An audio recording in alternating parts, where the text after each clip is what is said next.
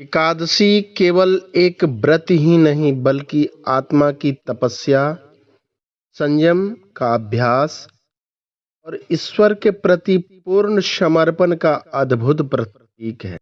यह व्रत पाकर आत्मा को शुद्ध करने का माध्यम है।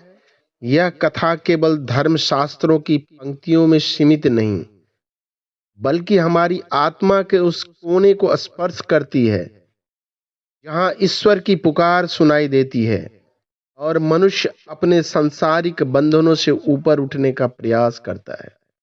वेदव्यास जी पांडवों को एकादशी महात्म्य के बारे में बता रहे थे। उन्होंने कहा कि हे पांडव, एकादशी व्रत आत्मा की पवित्रता और मोक्ष का मार्ग है। उनके मुखारबिंद से एकादशी महात्म्य सुनकर युधिष्ठिर, अर्जुन, नकुल, सहदेव सभी लीन हो गए, लेकिन भीम परेशान थे। उनका शरीर शक्तिशाली लेकिन मन रस और स्वाद का भक्त था।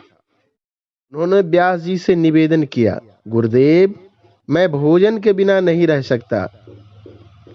क्या कोई ऐसा उपाय है जिससे मुझे सभी एकादशियों का फल मिल जाए, लेकिन उपवास बार बार न करना पड़े? व्यास जी ने कहा, हे भीम, यदि तुम सभी एकादशियों का फल एक ही व्रत से प्राप्त करना चाहते हो तो ज्येष्ठ शुक्ल की एकादशी को निर्जल, बिना जल ग्रहण किए उपवास करो। इस दिन न भोजन ग्रहण करना न जल ग्रहण करना। यह निर्जला एकादशी व्रत कठिन है, लेकिन इसका फल अत्यंत महान है।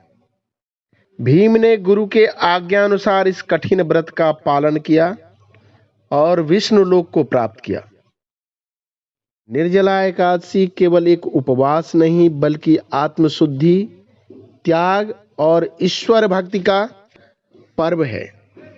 यह व्रत हमें बताता है कि कठिन तप भी अगर श्रद्धा से किया जाए, भगवान की कृपा और जीवन वास्तविक अर्थ प्रदान करता है। एकादशी व्रत की विधि इस प्रकार है, ध्यान से सुने।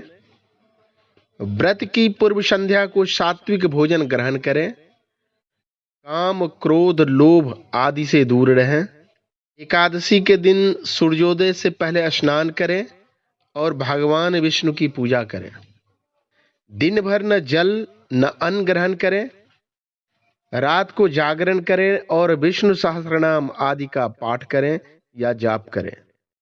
फिर द्वादशी तिथि को अन्न, जल, वस्त्र आदि का दान कर पारण के समय ही तुलसी सहित चरणामृत लें और पारण कर पुण्य का भागी बने। जय श्री कृष्ण।